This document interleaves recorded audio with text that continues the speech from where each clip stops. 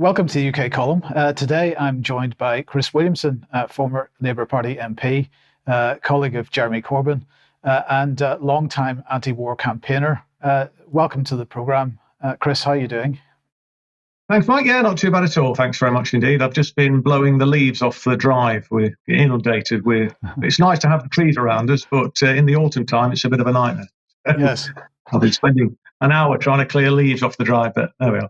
Okay, well, good. Now you were in London over the weekend, of course, for the demonstration, this had the potential to be a problematic day for the reasons that we've discussed on the UK column news. But first of all, how was the demonstration itself from the Palestinian side? Well, it was an unprecedented turnout, wasn't it? I mean, we've heard various estimates as to the number of people who attended, but it certainly felt like the biggest demonstration that I've ever been involved with. And I think it's certainly the largest expression of support for the Palestinian people in the history, actually, of demonstrations on this topic. So it went off, from my perspective, incredibly well. I was there with the Workers' Party. We had an impromptu stand and we made speeches from there, which were well received. But the feeling, I think, of solidarity with the Palestinian people was incredibly strong, and as I say, the numbers were enormous. Brian and I were at the event the previous Saturday, and despite the headlines in the mainstream press, the point that we were trying to make following that was that, in fact, the main concern of people that were there was that there should be a ceasefire. And certainly even the BBC was having to acknowledge that the main chanting that was going on was ceasefire now. Is that your experience as well? Yeah, look, people are horrified by the fact that a genocide is taking place, and it's being perpetrated by a British ally, and the political class in this country are doing nothing about it. And they could be stressing the importance of a ceasefire. They could be using their influence on the UN Security Council, but far from doing that, they've actually used their ability to veto the resolution that was put forward to the UN Security Council to call for a ceasefire. And so there's never been, I think, a bigger disconnect between the political class across the political spectrum, Labour to Conservative. Never been a bigger disconnect between those politicians sitting in the Houses of Parliament and the people at large. In the very week that the UK used its veto alongside the United States of America to stop that resolution calling for a ceasefire, a poll was undertaken which suggested that 76% of the public wanted to see a ceasefire. And I suspect that figure has only increased in the intervening period. I mean, how could anybody actually, in all consciousness, be against a ceasefire when we're seeing the horrific images on a daily basis, hospitals being bombed, bakeries being shelled, missiles being fired at schools, and indeed even people who were following Israeli instructions to move south were then being strafed and missiles being fired at them on the road. Even a medical convoy with sick and injured people was attacked by the Zionist entity. I mean, it's an absolutely shocking and appalling state of affairs. And frankly, in my opinion, and I've made this very clear on a number of occasions, that Israel has forfeited the right to exist, actually. I mean, this is an entity which has engaged in terrorism and oppression ever since it was created in 1948. And it was created on the back of expelling 750,000 Palestinian people. Many others were massacred. And then they expanded their territory in 1967, and they've continued the illegal occupations and evictions of Palestinian people from their homes ever since. They're in breach of numerous international laws which have been passed and resolutions against them, but they just seem to just carry on with impunity. But that, I think, is because they're given a free pass by the United States and indeed by the United Kingdom. Frankly, the Western world, or the leaders of the Western world anyway, are absolutely complicit in this genocide. And, they've really shamed themselves. That's, right across Europe, United Kingdom, and the United States as well. For me, there's a hypocrisy in this because The UK, the US, the EU have been very, very clear that in their view, the behavior of Russia in Ukraine justifies sanctions, it justifies criticism, and so on, and their demands for Russia to end its action in Ukraine, its intervention in Ukraine. And yet there's, as you say, silence on what Israel is doing in Gaza and in the West Bank, for that matter. I saw a video clip of Ursula von der Leyen being harangued in the European Parliament on this basis, and really that was a very fairly justified position, it seems to me. I mean, but I think of concern is the fact that it doesn't seem to matter which side of the political spectrum you're on in the UK at the moment. The political leadership is determined to support Israel and what it's doing. Yes, indeed. As I was just saying, I mean, the blank check that they've given to the Israeli regime, I mean, it's quite despicable, frankly. And you talk about hypocrisy, breathtaking hypocrisy. No question about that. I mean, the double standards that they are applying when we're talking about the situation in Ukraine and the situation in Gaza. I mean, it couldn't be starker. And frankly, I mean, my position in relation to Ukraine anyway is that this is a NATO proxy war, and indeed Russia had a much stronger arguable case for intervening under the duty to protect, a kind of UN protocol, responsibility to protect the citizens of Donbass who had been attacked for the previous 8 years after the US and the United Kingdom and the EU backed a coup in Kiev and installed a puppet regime, and then they almost immediately banned the Russian language in a country where 1 in 3 people Russian is their first language, and basically started a civil war, and 14,000 people perished in that intervening period, and Zelensky's troops were massing on the border of Donbass for a major offensive, led by, let's remember, literal Nazis in the Azov battalion. Just before the Russian special military operation occurred. NATO completely spurned the attempt that Russia made in December of 2021, where they put forward a peace and security proposal to ensure that peace and security in Europe was maintained. And they just didn't even give it the time of day, didn't just dismissed it out of hand. And over a long period of time, Russia had made it very clear that Ukraine becoming a member of NATO was an absolute red line. And let's also remember that the US pledged to Mikhail Gorbachev, if he agreed to German reunification, that the NATO would not expand 1 inch, was the precise terminology that they used, would not expand 1 inch eastward, beyond the German border, and yet it virtually doubled in size. So I think there are two very different conflicts going on.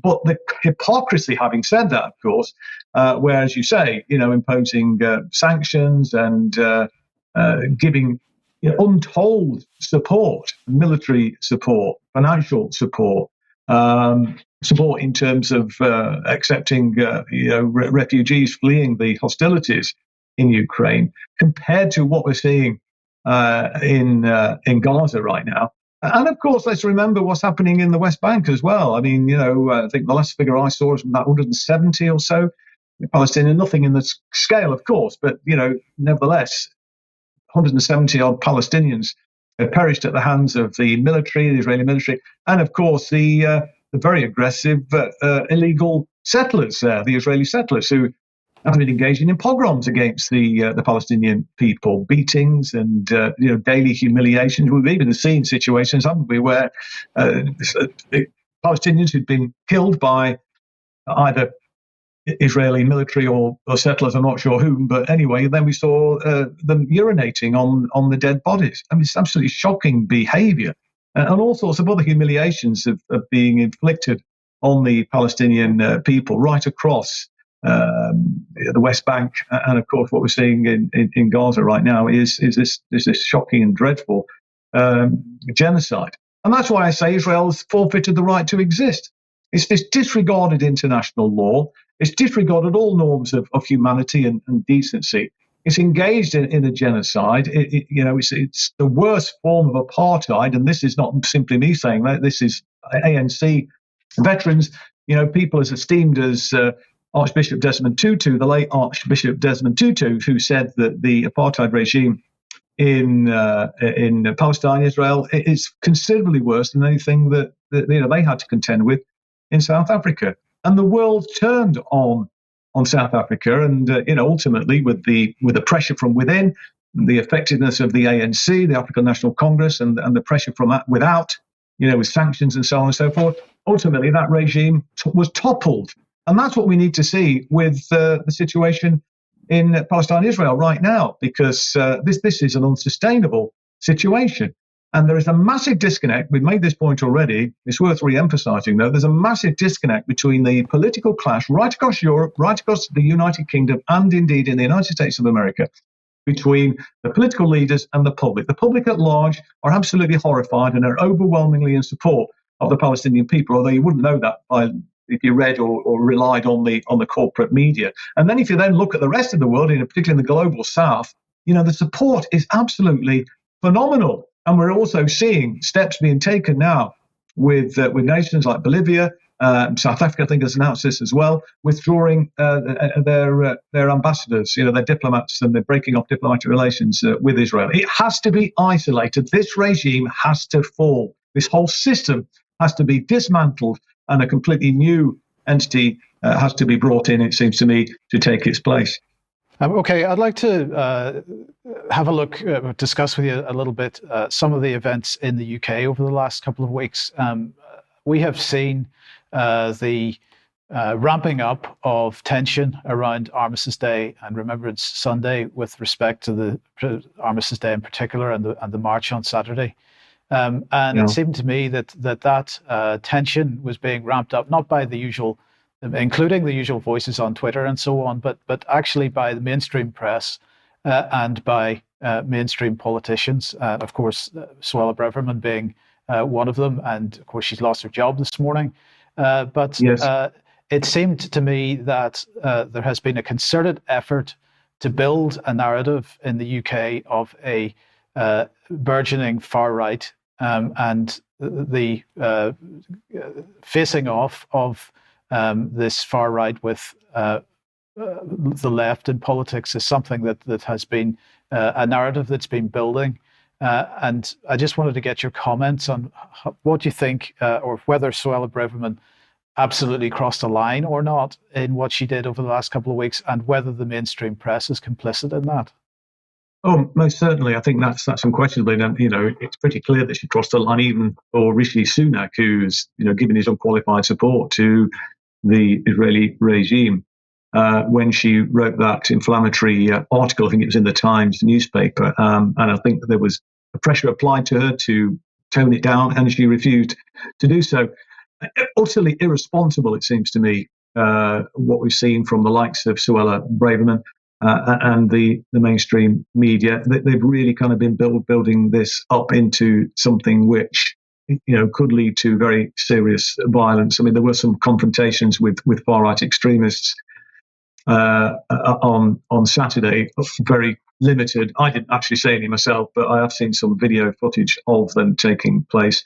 And I think Tommy Robinson's Confederates were attempting, I don't quite know what they were planning to do, but trying to storm the cenotaph.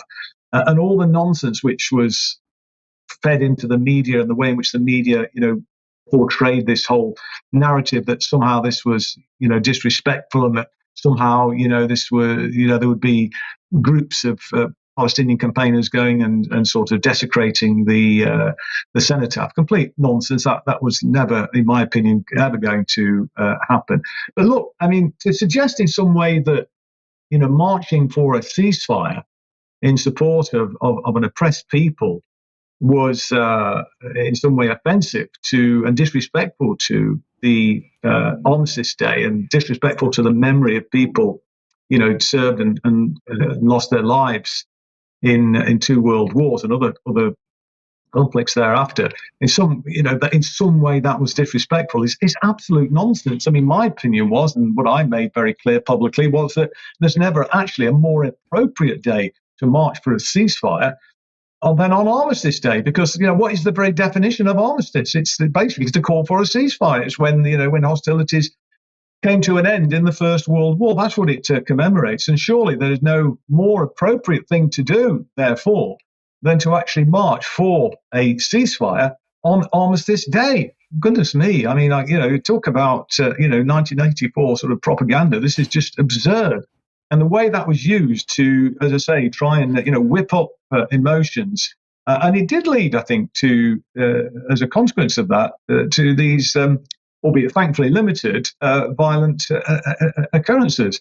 But there's been other examples, haven't there, where, you've got the police been arresting people for having a Palestinian flag. People have been thrown out of football grounds for wearing a Palestinian T-shirt.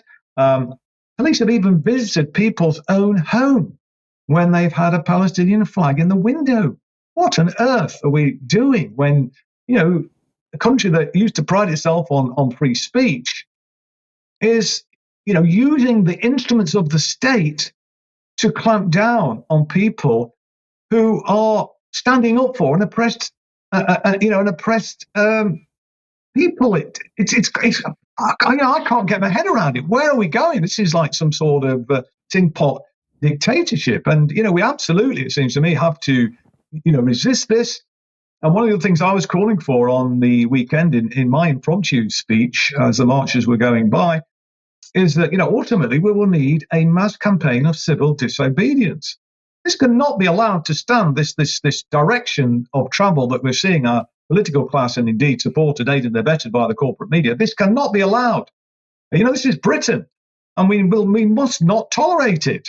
And that's why I think it's important that we do stand in solidarity, with each other and together with the Palestinian people. And we, as far as football supporters are concerned, I've said this publicly as well. We need to be, taking a leaf out of the book of the Celtic fans, who show their unqualified support for, the Palestinian people, with an absolute, mass of Palestinian flags at their football games. That's the way to go, it seems to me, because this is a appalling tragedy that is happening in real time, and our politicians have the ability, have the power to end it, and they're not doing anything to actually bring that about.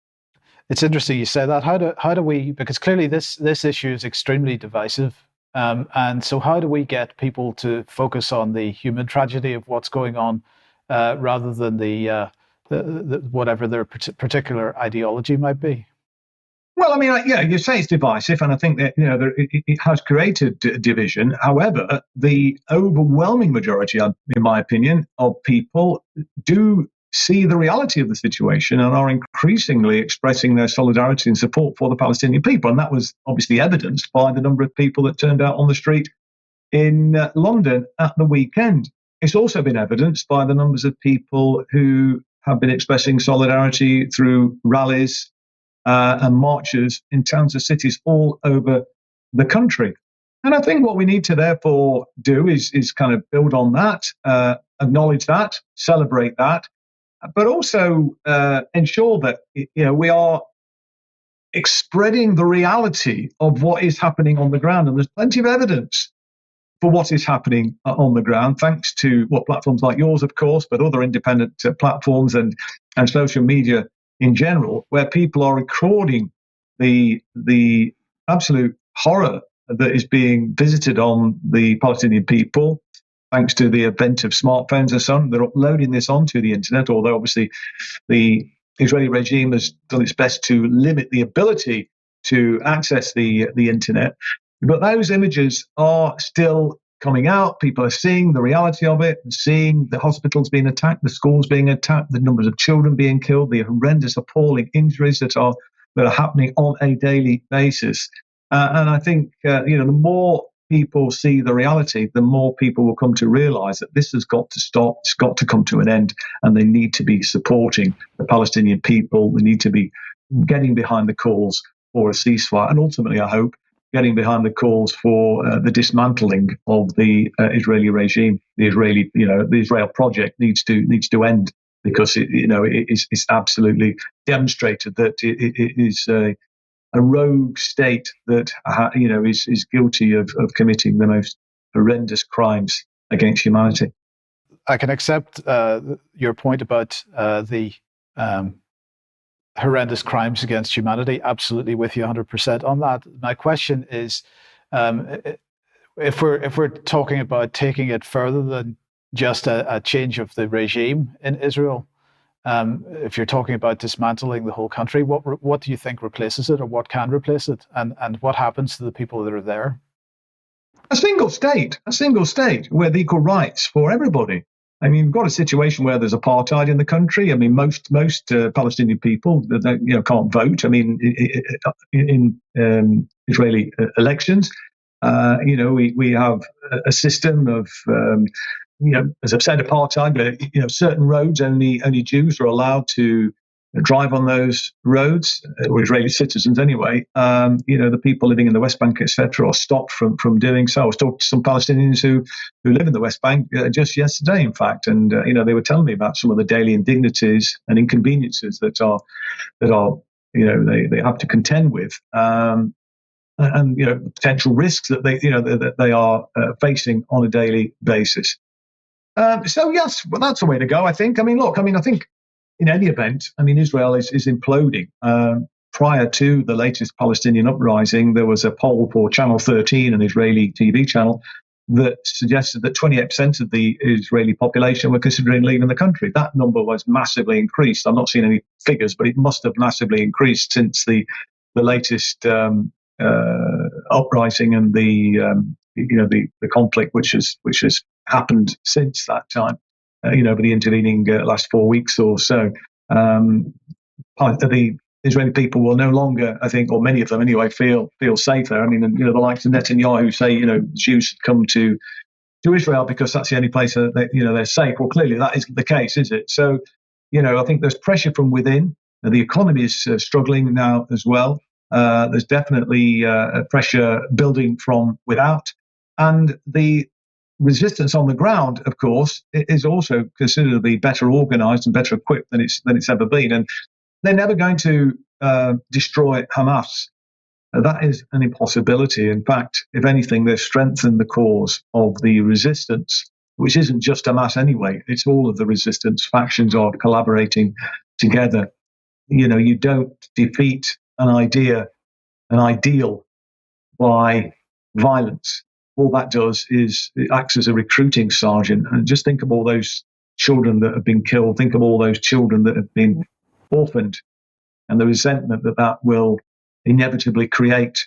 And more and more people, I think, will be radicalized by the Israelis' actions rather than do anything to quell the resistance to what is an unjust system. I very much believe in Martin Luther King Jr.'s maxim when he said, that the arc of human justice is long, but in the end, the arc of human. My goodness, I forgot the quote now. But basically, he said, in the end, it bends towards justice, and I think ultimately the Palestinian people will get justice because their cause is a right cause, and we have to support them in that endeavour. I absolutely take your point. I've heard this from other people as well about a single state with equal rights for all. This seems like an excellent suggestion. The difficulty I have with it is that there doesn't seem to be any support for that in the international community. So China, Russia, for example, are talking about a two-state solution. So how does the idea of a single state get some traction without the support of the likes of Russia, China, and other international interests? Well, I think for the reasons I've already outlined, that Israel is beginning to implode in any event. There's a lot of opposition to the Israeli regime from its own population, and many people are leaving. Many people are dual citizens, so they're leaving the country in any event. So just the ability for it to continue and function as a state is going to be problematic for them. There is a very strong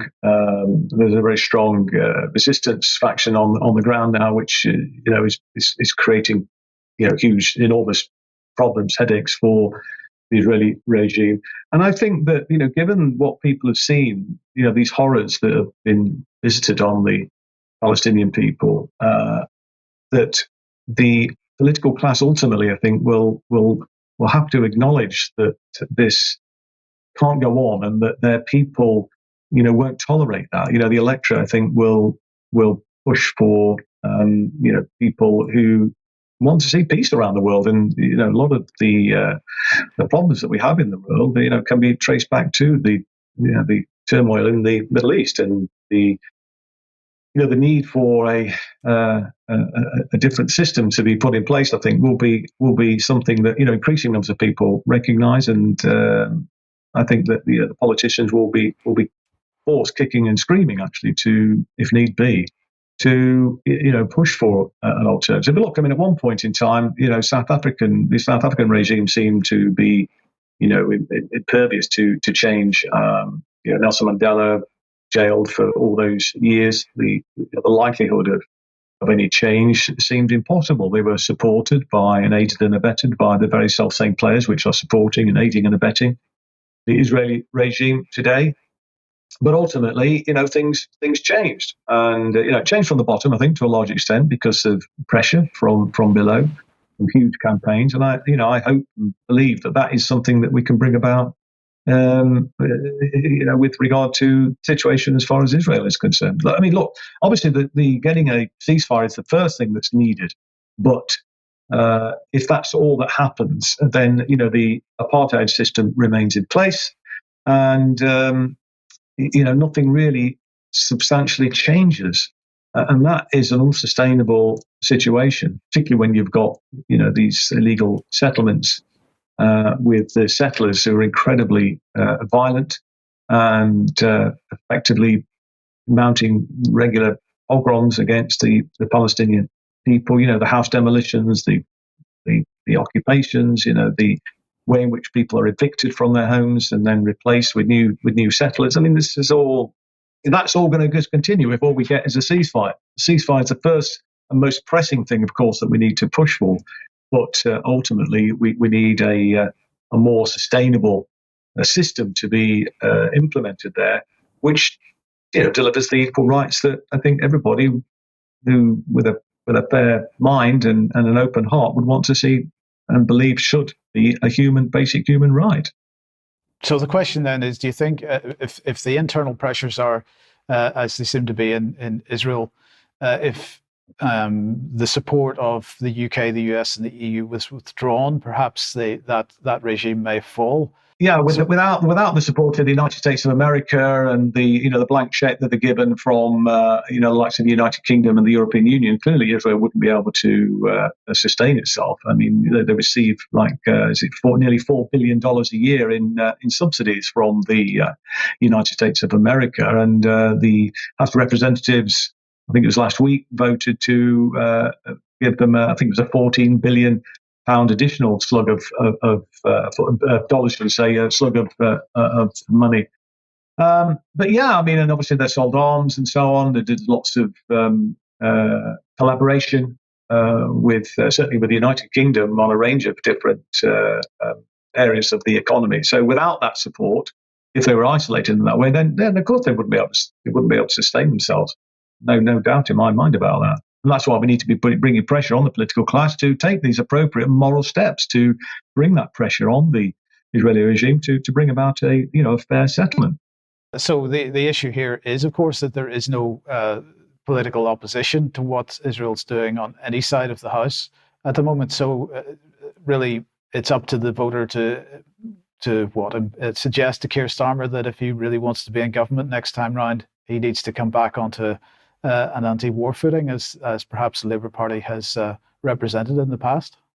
Well, I think that's, yes, ideally, but I think that's highly unlikely because Keir Starmer's made it clear that he supports Zionism without qualification. So the chances of the Labour Party being the vehicle, I think, are very limited, indeed almost sort of impossible to see that happening now. There's apparently a motion before the House of Commons on Wednesday, an SNP motion has been put down calling for an immediate ceasefire, and I'm told that and in fact it's been reported that the Labour whips are instructing Labour MPs to vote against it. So, the chances of Labour, I mean, I think it's going to probably require some sort of new electoral vehicle, which, is obviously not easy, but, is something that we have to strive for. And, because as I say, I mean, just that Martin Luther King quote has come back to me: the arc of the moral universe is long, but in the end it bends towards justice. And part of delivering that justice, I think, will be, a new political settlement probably in this country and, in other nations around the world, to ensure that, we get politicians in power who actually, believe in peace and use their position to deliver that, to deliver a kinder, fairer world. I mean, this is, of course, one of the things that Jeremy Corbyn was targeted for, because, he was somebody who was promoting peace and disarmament and appointed a shadow minister for peace and disarmament. And, we had Labour won the election, we would have had a permanent seat, as you know, on the UN Security Council, promoting peace and disarmament around the world instead of war and arms sales. And that was, of course, unconscionable to the military-industrial complex. And that was one of the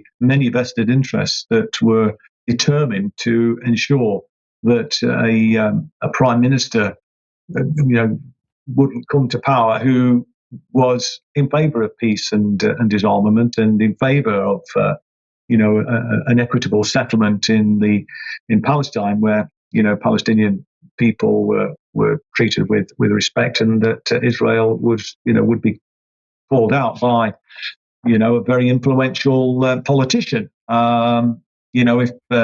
If the United States of America are Israel's number one ally, well, Britain is certainly very close behind, and that's why he came under such enormous pressure, amongst many other things as well, of course. But I think that was the thing that did him more damage than almost anything else. I'd just like to touch, if we could, on the interview that you had with Julia Hartley-Brewer last week, because we were talking earlier on in the interview with about the mainstream media ramping up tensions between various opinions around this topic, but what she seemed to be expressing was real anger. Do you think that was real, or was it something that was a bit of an act? I don't know whether it was confected or whether it was real. I mean, she certainly plays to a certain demographic, I think, in society, and she's part of the irresponsible, journalistic class, if you like, that were, ramping up those tensions. And people like her find it impossible to tolerate anybody who is speaking against the received wisdom, the received narrative that the mainstream media, the corporate media, has been promulgating in relation to the situation in Gaza. It's all about Hamas are evil, savage terrorists, but when we now know and more information has come out about what happened on October the 7th, that many, if not most, of the people who died on that day were killed by, if you like, so-called friendly fire, but killed by the Israeli occupation forces. The people who were killed in the buildings on the kibbutz were killed by tank shells. We know that Hamas didn't have any tanks. They haven't got any tanks at all. They certainly didn't have any tanks on that day. And the people who were killed in the cars, they were victims of missile strikes from Apache helicopters, and many of the other people were killed in crossfire because there were Israeli occupation forces at that location, and they opened fire, and many people were killed in the crossfire. Now, that isn't just Hamas propaganda. That is something which is being reported in the Israeli media. It's rather ironic, actually. You get a more accurate picture from the Israeli media about what is happening than we do in the British corporate media. And people like Julia Hartley-Brewer don't seem to be willing to listen to an alternative to the reality about what's happening. I mean, and this notion that somehow Hamas are beyond the pale ignores the fact that, I mean, I think it's 2017 they accepted a two-state solution. I mean, it's more moderate than what I've just been saying. They accepted a two-state solution within the pre-1967 borders. They said they wouldn't recognize Israel, but they would accept that two-state solution. But to listen to the likes of Julie Hart-Brewer, I mean, that or indeed any media. I don't think I've heard any media actually making that clear that is the reality of the situation. And nor have they spoken about the so-called Hannibal Directive, which is an official protocol that's been adopted by the Israeli military, whereby they, if necessary, will kill their own people in order to stop people being taken prisoner, being taken hostage. And it seems to me, it looks like anyway, that the Hannibal Directive was implemented on October the 7th. And so I think it's important, that we talk about these realities. And it's helpful that the Israeli media are actually reporting on these facts. And the more I think that people hear the reality of the situation, the more they come to the view that the situation is unsustainable and that the genocide has to come to an end, and that a new settlement has to be put into place to replace the present unsustainable situation, which is a stain on humanity. I just want to ask you about the potential of this escalating regionally and obviously internationally. Here in the UK, Suella Braverman has gone as Home Secretary. James Cleverly has been moved across to that role. We don't know who the new Foreign Secretary is going to be, but the rumour is it might be David Cameron. I'm not seeing anybody being placed in positions or names being suggested who may want to calm this down. And of course, with more and more Western military presence, whether it be naval or whatever, in the region, this has the potential to escalate, it seems to me, quite significantly. I mean, what are your thoughts on this and how do we prevent it? Well, it certainly does have the potential to expand to a wider conflagration. Indeed, has even the potential to spark a third world war, with the United States sailing its ships into the Mediterranean, its aircraft carriers and so on. The potential, I think, for other players to become involved, I think, is still real. Hezbollah, already there's been some skirmishes there. They could indeed become involved. Iran potentially could become involved. That could precipitate, response from the United States of America. So it's a very dangerous situation at the moment. And what can we do to stop that? I mean, I think we just need to, difficult, obviously, because we haven't got the hands on levers of power, but we just need to grow the resistance to it. We need to grow the opposition to it through these marches, through the pressure that we have to bring to bear on the political leaders to demand that wiser heads must prevail. I hope and pray that will bring about the sort of calmer situation that we desperately need. And of course, what we're seeing as well, which I've already mentioned, a number of countries, outside the Western world are withdrawing diplomatic relations with Israel, and let's just hope that the pressure that's building within these countries and what we're seeing elsewhere in the world will prevent any escalation being brought about as a result of the Western powers getting involved. But the chances of wider conflagration are occurring are still very high, it seems to me. Iran has clearly been a target of Western policy for quite a long time now. Do you see there's a danger of people using this as an excuse? Well, I mean, I think, yeah, absolutely. They've certainly been pushing. I mean, Iran is probably the most sanctioned country in the world, but it's found ways of getting around that, and it's thrived despite the efforts of the United States of America and the West to crush it. It's now joined in the BRICS, and that we are moving towards a multipolar world now, aren't we? And Iran is a significant player.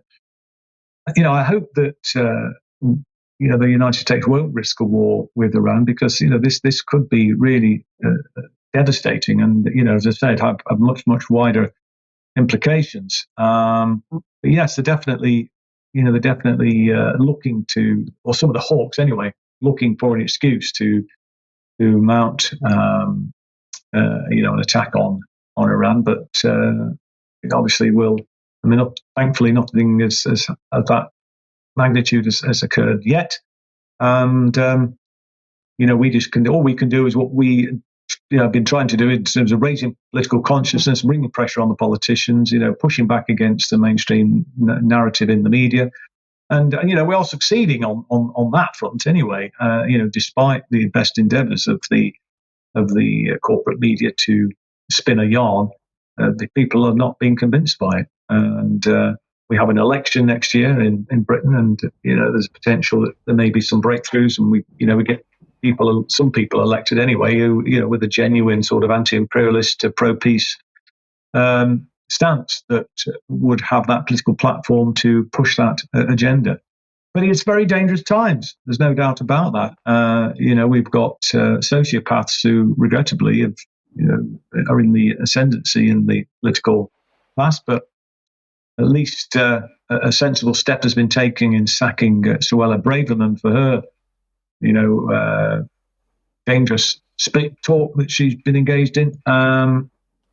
That's perhaps a hopeful sign that Britain at least will, not go where some of the hawks would like to see us going.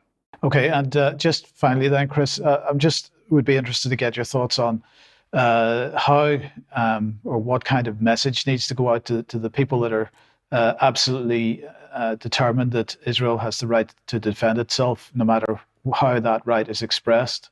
What can be said to people with that viewpoint to convince them to join the call for a ceasefire? Well, in the words of John Lennon, give peace a chance. This isn't self-defense. This is genocide.